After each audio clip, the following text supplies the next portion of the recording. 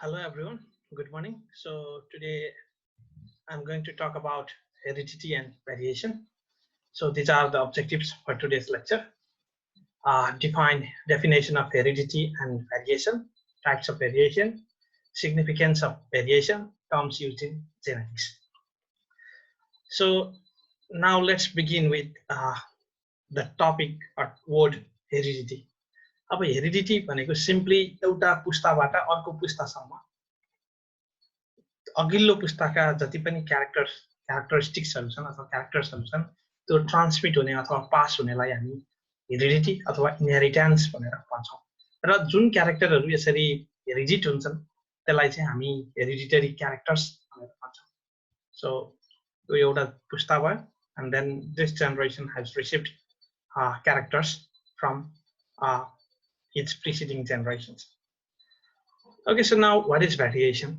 Variation is, you can see from this diagram, यहाँनिर सबैको skin colour फरक छ सबै मान्छे हुन् तर सबैको स्किन कलरमा चाहिँ भेरिएसन आएको छ र भेरिएसन भनेको मर्फोलोजी भनेको स्ट्रक्चर बडी स्ट्रक्चर फर्म्सहरू त्यसपछि त्यसको फिजियोलोजीहरू साइटोलोजी भनेको सेलसित रिलेटेड क्यारेक्टरहरू त्यस्तै गरेर बिहेभियरहरू आदि इत्यादि कुराहरूमा हुने जति पनि फरक छ अथवा डिफरेन्सेसहरू छ त्यसलाई चाहिँ हामी भेरिएसन भन्छौँ र यी फरकहरू एउटै स्पिसिसका फरक इन्डिभिजुअल्सहरू बिच हुन सक्छ र एउटै बाउआमाका छोराछोरीहरूमा पनि हामी त्यस्तो फरक चाहिँ देख्न सक्छौँ र यो भेरिएसन चाहिँ प्रायः जसो सेक्सुअली रिप्रोड्युसिङ अर्गानिजम्सहरूको एकदमै कमन फिचर हो हुन त एसेक्सुअली रिप्रोड्युसिङ अर्गानिजम्समा पनि इन्भाइरोमेन्टल फ्याक्टर्सका कारणले गर्दा भेरिएसन चाहिँ देखिन्छ नै तर it's more common in sexually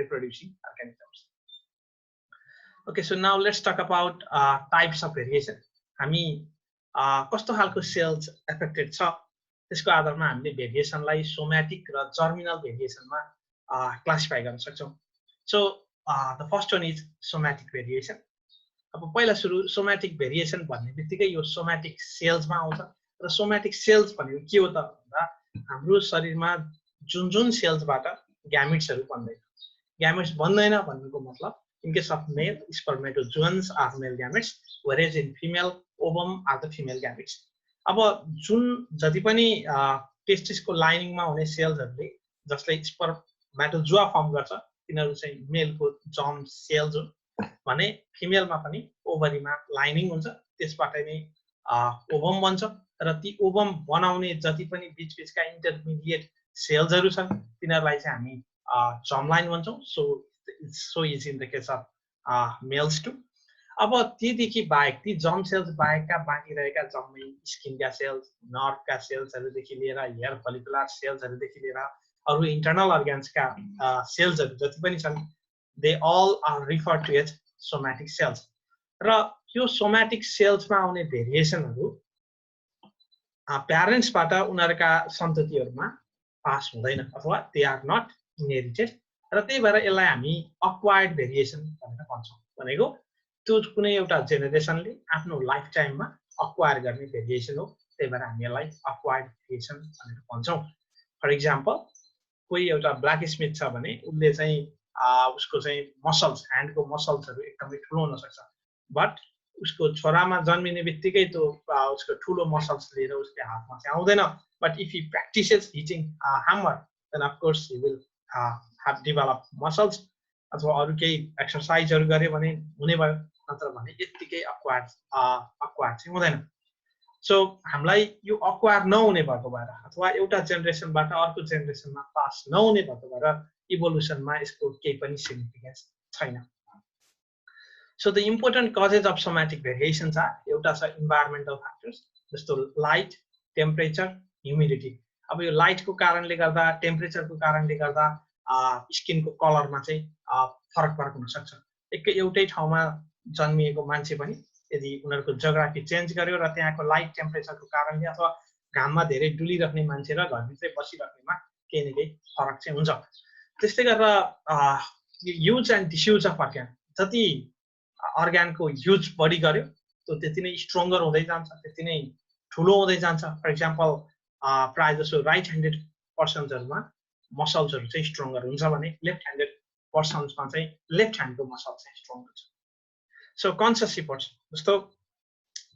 पढाइका कुराहरु सिक्ने कुराहरु ट्रेनिङहरु ह्याबिट फर्मेसनका कुराहरु पनि हामीले आफूले आफैलाई कन्ट्रोल गरेर अथवा ट्रेन गरेर so if you are studying this then you will learn otherwise you will तर यो एउटा जेनेरेसनले पढेको कुरा अथवा कोही कसैको बाबुआमा जान्ने छन् भन्नेमा उनीहरुको छोराछोरी पनि जान्ने हुन्छन् जेनेटिकली त्यो कुरा आउँछ भन्ने चाहिँ हुँदैन उनीहरुले पाउने इन्भाइरोमेन्टले त्यो कुरा फरक गर्ला तर यतिकै जिन्समै इनहेरिट भएर चाहिँ आउँदैन so these are somatic variations so now let's talk about germinal variation as I have already explained to you what are germ cells र जर्मिनल भेरिएसन भनेको तिनै जर्म सेल्समा आउने चेन्जेसहरुको कारणले गर्दा आउने भेरिएसन हो र यी भेरिएसनहरु इनहेरिट हुन्छ भनेको एउटा जेनेरेसनबाट अर्को जेनेरेसनमा पास हुन्छ र यो पास हुने भएको भएर नै यो germinal variations they are very important from the evolutionary point of view र यसको मुख्य कारणहरु भनेका रिकम्बिनेसन म्युटेसन अब म्युटेसन चाहिँ यदि जर्म सेल्समा म्युटेसन छ भने that will be inherited to their offspring त्यस्तै गरेर प्यासिटिन स्टेजमा हुने जुन क्रसिङ ओभर छ त्यसमा चाहिँ प्यारेन्ट्स का चाहिँ क्रोम्याटिड्सहरु प्याटर्नल एन्ड म्याटर्नल बीचमा चाहिँ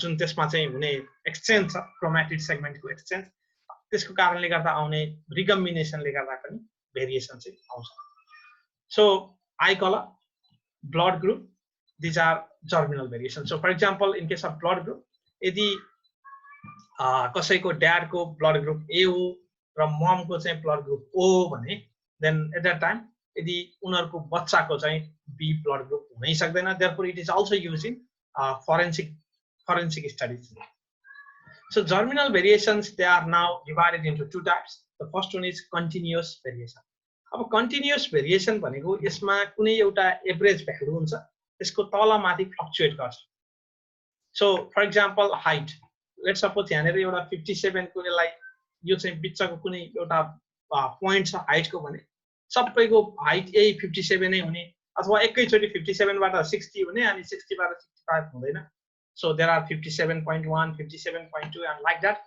up to the tallest person in this world अनि त्यस्तै गरेर सबैभन्दा ड्वार्फ हाइटसम्म पनि पुग्छ भनेको एभरेज भ्यालुबाट फ्लक्चुएट गर्छ अनि यो एभरेज भ्यालुबाट फ्लक्चुएट गर्ने भएर यसको चाहिँ खासै इभोल्युसनमा रोल छैन यसले चाहिँ यो कन्टिन्युअस भेरिएसनले साइज हाइट आदि इत्यादि कुराहरु चाहिँ कुनै पनि अर्गानिजमको असर गर्छ so not only height so skin colour is also falls under continuous variation किनभने एकदमै काला मान्छे पनि छन् अलि कम काला हुँदै हुँदै गोरा एकदमै गोरा हुँदै पनि छ so there is we can see कुनै एउटा एभरेजबाट त्यो स्किनको डार्कनेस पनि त्यो चाहिँ तल माथि फ्लक्चुएट गर्न सक्छ and that also falls under continuous variation so now discontinuous variation भनेको यसका धेरै सिरिज हुँदैन यसमा for example in case of eye colour certain एउटा कलर हुन्छ मे इट्स बी ब्लू कसैको आँखा चाहिँ व्हाइट होला कसैको चाहिँ ब्ल्याक होला अथवा कसैको ग्रीन होला तर ती एक्जिस्ट गरेका कलर बाहेक अरु कलरहरु आउँदैन फर एक्जाम्पल ग्रीन र रेड को स्याडो बन्दै अझै प्रोग्रेसिभली त्यसको डिम कलरहरु देखिने अथवा अहिले एक्जिस्ट नगरेका कलरहरु देखिने चाहिँ हुँदैन so there are discrete sets of variation हैन त्यसमा चाहिँ एउटा कन्टिन्युअस रेन्जमा चाहिँ चाहदैन र यिनीहरुलाई यी भेरिएसन्सहरुलाई इन्भाइरोमेन्टल फ्याक्टर्सले पनि त्यति धेरै असर गर्दैन but this continuous factors they are affected by environment but these are not अनि त्यही भएर यिनीहरु चाहिँ स्टेबल पनि छन् र हेरिटेबल पनि छन् र त्यस स्टेबल हेरिटेबल भएकै कारणले गर्दा यिनीहरुले इभोल्युसनको लागि र मटेरियल पनि प्रोवाइड गर्छन् so these are the differences between discontinuous variation and continuous variation please go through it so now let's talk about variations in asexually reproducing organisms अब कतिपय अर्गानिजम्सहरुले सेक्सुअली पनि रिप्रोड्युस गर्छ सेक्सुअली पनि गर्छ तर कुनै कुनै अर्गानिजमहरु चाहिँ their sole means of reproduction is through asexual means अब त्यसमा चाहिँ कसरी भेरिएसन आउँछ त so many eukaryotic organisms for example protista fungi algae and other lower animals तिनीहरूले एसेक्सुअल मेथड्सबाट रिप्रोड्युस गर्छ some of them also reproduce by sexual means तर asexually reproduce गर्यो भने then उनीहरुमा भेरिएसन आउने एउटै मात्रै कारण हो environmental factors for example temperature light humidity र खानेकुराको अभाव छ कि sufficiency छ so depending on that slight variations can be seen तर genetically ती सबै आफ्नै प्यारेन्ट्स सित चाहिँ आइडेन्टिकल हुन्छन् र त्यसरी सबै पपुलेसन एउटै सिंगल अर्गानिजम बाट एसेक्सुअली रिप्रोड्युस भएर बनेका जेनेटिकली युनिफर्म जुन पपुलेसन छन् तिनलाई हामी क्लोन्स भनेर भन्छौं र यो क्लोन्समा चाहिँ virtually they have no variation but some variations may arise due to environmental factors so it's written here no or little variations अब भेरिएसनको महत्व के छ त भन्दाखेरि यही भेरिएसनको कारणले स्पेशली यो हामीले जुन जर्मिनलमा पढ्यौं जर्मिनल अन्तर्गतको discontinuous variation it's very important for evolution र त्यस्तै गरेर भेरिएसनले यो चाहिँ it is also the basis of heredity अर्को भनेको यसले चाहिँ यो जुन चेन्जेसहरु लिएर आउँछ स्ट्रक्चरमा फंक्सनमा फिजियोलोजीमा तिनीहरुको कारणले गर्दा चेन्जिङ इन्भाइरोमेन्टसित अर्गानिजम्सहरु एडाप्ट गर्न सक्छ यही भेरिएसनकै कारणले गर्दाखेरि धेरै थरीका एनिमल्स प्लान्ट्सहरु प्रोड्युस हुन्छन् अब वी कल देम भेरिएन्ट्स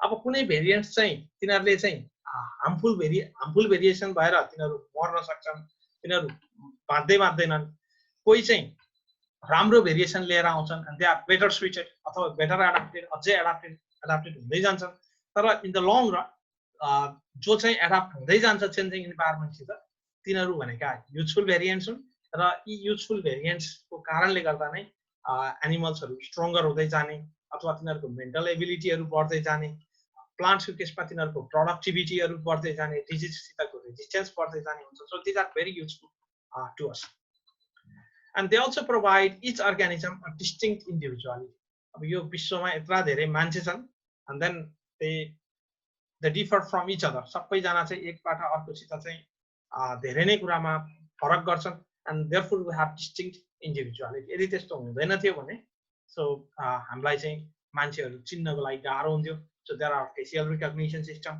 त्यस्तै गरेर हाम्रो यो औंलाको fingerprint which does not match with any other person अनि यो यी त यी कुराहरुले गर्दाखेरि चाहिँ हामीलाई के हेल्प गर्यो भने इन्डिभिजुअल्सहरु आइडेन्टिफाई गर्न पनि हेल्प गर्छ Okay, so now let's move to terms used in genetics. So the first one is clone, and we have already looked at what clone is. So I repeat it again. Clone भनेको एउटा single organism बाट asexual method बाट produce भएका जति पनि त्यसका अर्गानिजम्सहरु छन् अथवा पपुलेसन छ तिनीहरुको जिन्सहरु दे आर युनिफर्म तिनीहरु चाहिँ एउटै हुन्छ and we call them clone अब यो चाहिँ पहिलो यो सिपमा चाहिँ क्लोन गरिएको थियो युके मा and this is Dolly and they all look the same exactly the same and there are issues for example human cloning and others किनभने एउटा मात्रै ह्युमन को सेल्स बाट there are now methods to produce clones of them which is ethical issues को कारणले गर्दाखेरि चाहिँ that's not in practice and here comes one terminology asexual method and sexual method अब सेक्सुअल मेथड भन्ने बित्तिकै त्यहाँ चाहिँ ग्यामेट्स हुनु पर्यो male gametes that is what is spermatozoa and female gamete that is ovum र यसरी मेल र फिमेल ग्यामेटको फ्युजन द्वारा रिप्रोड्युस हुन्छ भने then we call it sexual method of reproduction यदि ग्यामेट्स छैन भने देन यदि हेप्लोइड ग्यामेट्सहरु छैन सिधै डिप्लोइड सोमेटिक सेल्सबाट यदि सिधै रिप्रोड्युस हुन सक्छ भने we call that asexual method Okay, so now let's talk about gene. अब यो gene भनेको यो so there if we talk about human there are 23 pairs of chromosomes र ती सबै 23 pairs भनेको 46 वटा भयो ती सबै लामो धागा जस्ता स्ट्रक्चर छ सो त्यो धागो भनेको दैट इज डीएनए र यो डीएनए मा को पनि सानो टुक्राहरुलाई चाहिँ हामी जीन भन्छौं तर सानो टुक्रा भन्नाले यतिकै भन्न त मिल्दैन यो त्यो टुक्रा चाहिँ हेरिडिटरी मटेरियल अथवा डीएनए को चाहिँ in case of us DNA को चाहिँ एउटा फंक्शनल युनिट हुनु पर्यो र अब कतिपय जिन्सहरूले चाहिँ प्रोटिन कोड गर्छ, फङ्सनल पोलिपेप्टाइड कोड गर्छ, कतिले चाहिँ आरएनए मात्रै कोड, नन कोडिङ आरएनए भनेको यसबाट प्रोटिन चाहिँ आउँदैन, तर यिनीहरूले अरू फङ्सन्सहरू चाहिँ रेगुलेट गर्न सक्छ। So therefore you should be clear that gene भन्ने बित्तिकै यसले प्रोटिन नै कोड गर्नुपर्छ भन्ने चाहिँ छैन। यसले आरएनए मात्रै ट्रान्सक्राइब, त्यसबाट निक्लेको आरएनएले अरू फङ्सनहरूमा पनि त्यसको that might be useful. Okay, so now let's talk about allele or allelomer. So allele भनेको एउटा कुनै जिनको particular form. For example, these are, अब जस्तो for example in case of zygote, त्यहाँ चाहिँ दुईटा त्यसले चाहिँ क्रोमोसोम्सहरू इनहेरिट गरेको हुन्छ, एउटा पैटर्नल एउटा maternal, and we call that homologous chromosomes. अनि ती क्रोमोसोम्समा अब in case of paternal chromosomes and also in case of maternal chromosomes, तिनीहरूले हरेकले सर्टेन क्यारेक्टरहरू कोड गरिरहेको, जस्तो आमाकोले चाहिँ कपालको कलर लाइक सपोज कैलो कोड गर्ला, व्हाइट कोड गर्ला, अथवा अर्कोले चाहिँ फादरकोले चाहिँ ब्ल्याक कोड गर्ला।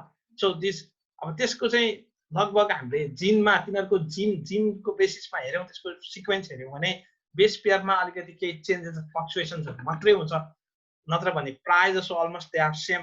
र ती अलिकति थोरै भेरिएसनको कारणले गर्दा तिनीहरूले कपालको कलर कोड गर्ने जिन भए पनि तिनीहरूको कलर चाहिँ द्याट इज डिफ्रेन्ट, भनेको त्यो चाहिँ फर्म्स मात्रै फरक हो, नत्र भने बेसिक मेटेरियल चाहिँ that's almost the same. So you can the analogous example here is the different flavours of ice cream. अब बन्न त सबै दुधबाट नै बन्ला, त्यसमा चिनी सबैमा होला, तर त्यसमा फ्लेभरिङ एजेन्ट चाहिँ फरक फरक छ। त्यस्तै गरेर एलिल्सहरूले पनि तिनीहरूको maximum part of the nitrogenous base sequence चाहिँ एउटै भए पनि अलिकति थोरै फरकले गर्दा तिनीहरूले चाहिँ फरक फरक क्यारेक्टरहरू देखाउँछ। So this is what this alleles, for example eye कलरमा फरक फरक होला, ब्लड टाइपमा फरक होला। सो फादरको चाहिँ ए होला ब्लड ग्रुप, लेट्स सपोज, मदरकोमा चाहिँ बी होला, and then hair colour it might be different. So these are different alleles shown in the homologous chromosomes. Now let's talk about genotype. अब यो genotype भनेको genetic constitution हो कुनै पनि organismको. So now अब यसमा eye colorमा let's I will try to give one example from Mendel's experiment. अब प्लान्टको चाहिँ त्यहाँनेर एउटा क्यापिटल टी थियो जसले चाहिँ टल हाइटलाई चाहिँ त्यसले चाहिँ कोड गर्थ्यो भने अर्को चाहिँ स्मल अथवा ड्वार्फलाई कोड गर्थ्यो small T. So capital T and small t that forms the genotype of the plant. त्यो चाहिँ genotype भनेको यसको जिनमा दुईटा एलिल छन्, एउटा एलिल चाहिँ टल हाइटलाई कोड गर्छ भने अर्कोले चाहिँ ड्वार्फ हाइटलाई कोड गर्छ. So that is what is genotype. So now if we look at genotype चाहिँ तीन थरीको हुन सक्छ. So one is homozygous dominant, another is homozygous recessive, अर्को चाहिँ heterozygous हुन सक्छ. So homozygous भन्ने बित्तिकै दुईटै एलिल एउटै हुनु पर्यो. So here both are capital W. And then your dominant are always written in capital letter, whereas recessive genes are written in small letter. So यो दुईटै homozygous हो किनभने यसमा नि capital W छ, यसमा पनि दुईटै एलिल सेम छ, small w. So this is homozygous recessive and this is homozygous dominant. Whereas in heterozygous, hetero भनेको फरक फरक हुने भयो. So one is capital W and another is small w. So these alleles are different and then we call it heterozygous. So now let's talk about phenotype.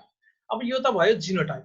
So this genotype and these genotypes are different. तर यिनीहरूले यो genotype they affect the phenotype. तर यसमा चाहिँ यो genotype र यो genotype फरक फरक हुँदा पनि यिनीहरूको देखिने phenotype चाहिँ एउटै छ. So they all have normal wings. र यसको चाहिँ यहाँनिर जुन देखिएको छ यो चाहिँ wrinkled wings छ. So genotype भनेको हामीले अब्जर्भ गरिदैन, हामीले देखिदैन. So it is not physical expression. तर phenotype it is physical expression because we can see हैन, यसमा चाहिँ wrinkled wings छन् तर यिनीहरुमा चाहिँ normal wings छन्. So phenotype therefore is the physical expression अथवा observable expression of an organism. So homozygous means identical alleles. So this is also homozygous, this is also homozygous. So heterozygous, then it has non-identical alleles or two different alleles. So these both are heterozygous because they have two different or two non-identical alleles. And we have another terminology, dominant and recessive. So dominant अब दुईटा contrasting जिन्सहरु हुन्छ कुनै पनि हेटेरोजाइगोट्समा र एउटाले चाहिँ express गर्न सक्छ भने अर्कोले चाहिँ एक्सप्रेस गर्न सक्दैन, दैट रिमेन्स हिडन. जुनले एक्सप्रेस गर्न सक्छ then we call that gene dominant gene, and जुनले गर्न सक्दैन which is unable to express we call that recessive gene. So here, so you this is capital W and small w, यो दुईटै heterozygous हो तर यसमा चाहिँ यो नर्मल विंग्स देख्छु. And then also in here यो capital दुईटै W अथवा होमोजाइगस डोमिनेन्ट को केसमा so यो चाहिँ नर्मल विंग्स छ, यहाँ पनि नर्मल विंग्स छ. Now this capital W is dominant over this small w, so this is recessive gene. अनि recessive gene को क्यारेक्टर कहिले देखिने त भन्दाखेरि when both alleles are recessive genes, हैन दुईटै alleles चाहिँ recessive छन् भने then we call that homozygous recessive. त्यस्तो बेलामा यसको recessive को character. So here the recessive character is wrinkle. Okay, so now this there is also another example here. So if you look at it here, अब यहाँ चाहिँ capital P small p छ. So this is purple color of the flower. अब दुईटै यो चाहिँ capital P is dominant, जहाँ capital P छ then you will find it all purple color. तर जहाँनेर चाहिँ यहाँ दुईटै recessive allele छ भने so both are small p अनि यसमा चाहिँ purple color छैन. Now it's white, किनभने white is the character of the recessive gene. यो small p को character चाहिँ यो. तर wherever it is along with another dominant allele then it is not expressed. तर जहाँनेर चाहिँ अर्को dominant allele छैन. So in this case here यसमा चाहिँ यो recessive character is expressed. Okay, so now let's talk about filial generation. So in genetic experiments हामीले चाहिँ के गर्छौं भने क्रसिङ गर्छौं प्यारेन्ट्स का ग्यामेट्सहरुका बीचमा र त्यसरी क्रसिङ गरिसके पछाडी आउने जति पनि प्रोजेनीहरु छन् त्यसलाई हामी फिलियल जेनेरेसन भनेर भन्छौं. So it is represented by F1, F2, F3 and so on. अब in this diagram यो parental generation लाई हामीले P भनेका छौं. एउटा यो purple, so this is what is homozygous dominant and this is white and this is homozygous recessive. र F1 first filial generation को लागि we need the parents need to be homozygous dominant and homozygous recessive, and if they are crossed then हामी सबै hybrid चाहिँ पाउँछौं. So all those hybrid comes under first filial generation of F1.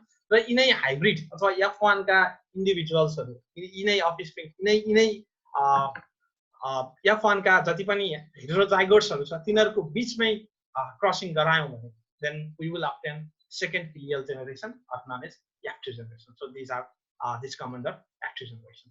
So the definition follows that यदि homozygous parents हरु बीच, so one should be homozygous dominant and another should be homozygous recessive, then we call that त्यसरी आएका hybrid progeny, we call that F1 generation. Whereas F2 generation भनेको F1 generation मा भएका heterozygotes हरु अथवा hybrid generation को बीचमा यदि हामीले क्रसिङ गरायौं भने then the offspring that come we call that F2 generation. And there is interesting terminology called backcross. अब यो backcross मा हामीले F1 hybrid जुन आका छन् त्यसलाई चाहिँ हामीले जुन प्यारेन्ट सित क्रस गर्दा पनि हुन्छ. So we can do it either with homozygous dominant or with homozygous recessive parent, जुन सित गर्दा पनि हुन्छ, and that is known as backcross. तर यदि हामीले homozygous dominant सित नगरिकन homozygous recessive parent सित मात्रै क्रसिङ गरायौं F1 hybrid को भने then we will call that test cross. So I think please pause the video here and try what would a test cross look like in this diagram. यसमा चाहिँ यदि test cross हुन्थ्यो भने कसरी गर्नु पर्थ्यो त? Okay, so these are the differences between test cross and back cross. So in short we can call that test cross is the subset of back cross. Back cross को एउटा type चाहिँ test cross. Please have a look at it yourself. Okay, so now let's move to checkerboard or Punnett square method. अब यो चाहिँ अब so हामीलाई चाहिँ possible genotype सँगसँगै possible phenotypes हरु पनि gametes हरुको random combination बाट fertilization experiments को दौरान अथवा hybridization experiments को दौरान प्यारेन्ट्सका ग्यामेट्सहरू बीच हुने र्यान्डम कम्बिनेसनबाट आउन सक्ने पोसिबल जिनोटाइप र फिनोटाइपलाई हामी यो चेकर बोर्ड मेथडबाट त्यसलाई चाहिँ सजिलैसँग एक्सप्रेस गर्न सक्छौँ। अनि जति पनि यो फिमेल ग्यामेट्सहरू छ, सो दिस फिमेल ग्यामेट्सहरूलाई चाहिँ हामी वी क्यान यसलाई चाहिँ हामी भर्टिकल कलमको माथिपट्टि देखाउन सक्छौँ। वी क्यान डु इट मेललाई पनि राख्न सकिन्छ। So general convention is to use female gametes here. त्यस्तै गरेर लेफ्ट ह्यान्ड साइडमा we can use female or male gametes here, and the product of this we can write it inside the box. So the next thing we have to do here is that we have to also include phenotype. For example, here we need to write tall, tall, tall, and tall. So this is genotype TT. These are all genotypes, and phenotypes has to be written over here or over inside each of these square boxes in brackets.